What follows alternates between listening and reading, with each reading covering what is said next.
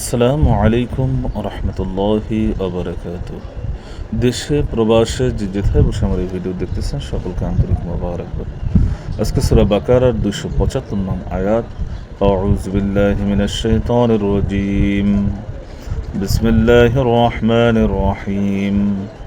الذين يأكلون الربا لا يقومون إلا كما يقوم الذي يتخبط الشيطان من المس ذلك بأنهم قالوا إنما البيع مثل الربا وأحل الله البيع وحرم الربا فمن جاءه موعظة من ربه فانتهى له ما سلف وأمره إلى الله ومن عاد فأولئك أصحاب النار هم فيها خالدون। যারা সুদ ভক্ষণ করে তারা শয়তানের স্পর্শে মহাভিভূত ব্যক্তির অনুরূপ কিয়ামতের দিন দণ্ডায়মান হবে। এর কারণ এই যে তারা বলে ব্যবসা সুদের অনুরূপ বই আর কিছু নয়, অথচ আল্লাহ তাআলা ব্যবসাকে করেছেন হালাল এবং সুদকে করেছেন হারাম। অতঃপর যার নিকট তার রবের পক্ষ হতে উপদেশ সমাগত হয় ফলে সে বিরত থাকে, সুতরাং যা অতীত হয়েছে তার কৃতকর্ম আল্লাহর উপর নির্ভর, এবং যারা পুনরায় সুদ গ্রহণ করবে তারাই হচ্ছে জাহান্নামের অধিবাসী, সেখানে চিরকাল অবস্থান করবে।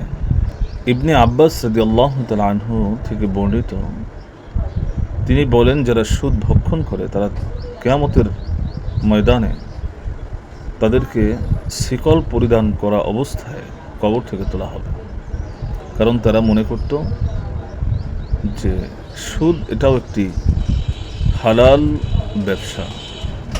তারা শয়তানের স্পর্শে মহাভিভূত মহব্বত আকারেই কাল কিয়ামতের ময়দানে। ইমাম বুখারী রাহমাতুল্লাহ আলাইহি সামুরা ইবনে জুনদুব রাদিয়াল্লাহু তাআলা আনহু থেকে একটি দীর্ঘ হাদিস বর্ণনা করেন, যা রাসূল সাল্লাল্লাহু আলাইহি ওয়াসাল্লামকে স্বপ্নে দেখানো হয়েছিল। রাসূল সাল্লাল্লাহু আলাইহি ওয়াসাল্লাম বলেছেন, যখন আমি লাল রং বিশিষ্ট একটি নদীতে পৌঁছাই যার পানি রক্তের মতো লাল ছিল, তখন আমি দেখি যে এক লোক অতি কষ্টে নদীর তীরে আসছে, কিন্তু তীরে একজন ফেরেশতা বহু পাথর জমা করে বসে আছে এবং তার পাশে আরও একজন ফেরেশতা রয়েছে।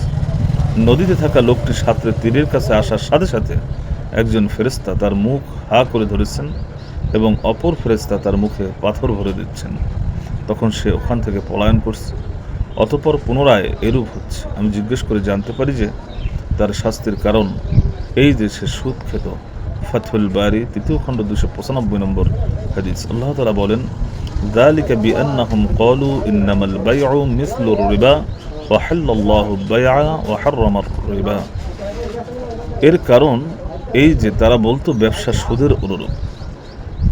তারা, যেমন আমাদের সমাজেও অনেক রয়েছে যাদেরকে সুদ খেতে নিষেধ করলে তারা বলে যে আমরা সুদে যত টাকা ইনকাম করি আমরা তার কিছু অংশ মসজিদে দান করি, তাহলে তো একই হয়ে গেল। নাউযুবিল্লাহ। এবং তাদের আরও একটি মতামত হচ্ছে এই, যেটা আমার টাকা নিয়ে তুমি ব্যবসা করবে, সেখান থেকে আমাকে কিছু টাকা দিলে আমি তো এই ব্যবসার এই টাকা দিয়ে কিছু মাল কিনে আমি সেটা কেনা বেচা করতাম, তাতে আমার কিছু লাভ হতো, কিন্তু সেটা আমি তোমাকে দিলাম, তুমি তার পরিবর্তে আমার যে ব্যবসা হতো তুমি তার পরিবর্তে আমাকে একটি ব্যবসা দিবে। এই তো এটা এমনকি এটাও আমার একটা ব্যবসা, নাউযুবিল্লাহ। কিন্তু এটা ব্যবসা নয়, এটা সম্পূর্ণরূপে সুদ। সরাসরি টাকা থেকে টাকা গ্রহণ করা, নির্ধারিত করা। যেহেতু সুদের এই মাসালা অল্প সময়ের ভিতরে বা অল্প কথায় শেষ করা যায় না, আমি সংক্ষেপে অল্প একটি কথা বলি। যে জিনিস দিয়ে নির্ধারিত আকারে যা দিয়েছে তার বেশি নেওয়াটাই সুদ। আল্লাহ রাব্বুল আলামিন এই ধরনের সুদ থেকে আমাদেরকে হেফাজত করুন।